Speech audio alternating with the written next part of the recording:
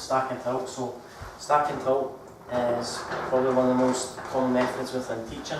So I'm going to use a simple system, not a method. So what I'm trying to incorporate here is not every swing has the same method. So this is a system, not a method. So everyone's different. Everyone can adopt this different strategy into hitting an off ball. So I've been using a little bit of stack and tilt recently because I've been struggling getting my weight forward into impact and focusing on my low point, because my low point has been deviating away from my original position. So what I'm going to talk about is body position. So obviously how our body position, how the weight differentiates from how you hit the ball poorly and to how you hit the ball consistently. So what I'm going to talk about is a low point. So low point is where the golf club starts to bottom out and where we strike the golf ball in a hole, as a whole. So what a lot of golfers do, so you say to a lot of golfers that they're trying to get the weight on the left foot in order to hit the ball, but what a lot of golfers do is they've had obviously bad previous experiences of hitting the ball flat. So they'll come into impact, and what they'll do, obviously they're hitting the ball flat, so they're hitting the ball early on in that.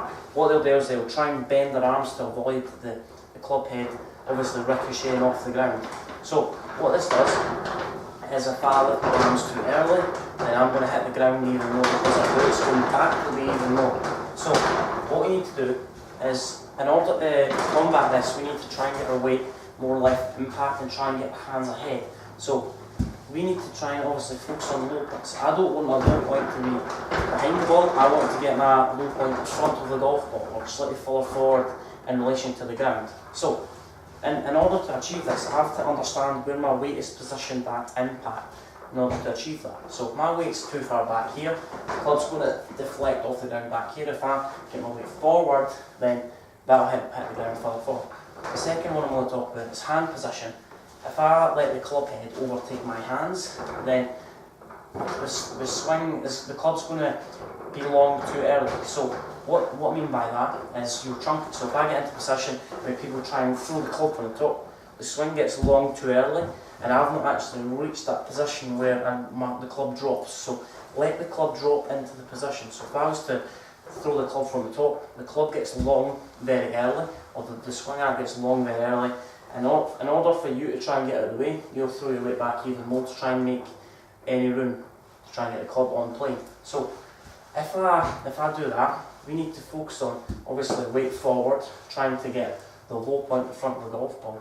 But if I was to get into a position where, in order to stop getting the swing long too early, we need to try and obviously get in a position where we're taking the club more inside. So I feel like my hands fold in the way, shorten the backswing. So if I was to, my left hip was to fold in the way, try and get the club more inside, that gives the club more time to reach, or it gives the club more time to drop in its position and release that angle through. So the butt end of the club should lower, the lowest point of the butt end of the club is when my club reaches waist height. So a lot of golfers should do that. The club reaches low, the club gets to a low position too early. So we need to get into a position where the weight's forward, hands are slightly leading into impact, and our weight's obviously positioned further forward so we can achieve that low swing arc in front of the golf ball and shallow line attack. So the second fundamental is power. So moving the club in the hands inward. So if I was to take the club back on that, obviously the swing's on a rotation of an inclined plane. So if I take the hands inward, I need to return my hands back to its original position. So taking the club inward or moving the club inward and forward, so the spine goes from flexed to extended, tilts back and forth. So to avoid the head moving, we need to try and get into a habit of thinking about how our pelvis extends. So if I was to move back, my pelvis extends back the way or flexes back the way, and as I go through impact, it extends slightly, my body tilts back and forth. So we need to obviously focus on low point control. So low point control is affected by where our weight's positioned at impact. So if my weight was to be back here, club would bottom out too early, obviously because my weight's on my right side too early, the club extends too early and the swing gets long too early. So we need to try and get into a position where we're delaying the release of the swing, trying to keep the swing short to start off with.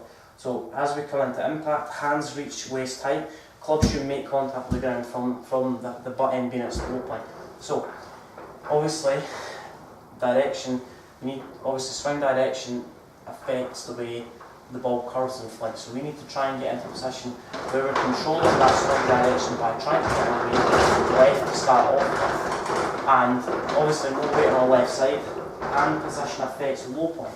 So stacking tilt, so my left knee goes in the way, weight should position there. So I should always start at 55% with my foot, and that increases from 60 to 70 to 80 to 90 to 100. So I should have 100% weight on my left foot to start off with. Hands and left thigh should be straight or in line, not in a straight line, but relatively in a good relationship. Hands forward, low point, control. So try and focus on that. So we worked on low point, obviously swing direction, and controlling the position of the club through impact in relation to our swing.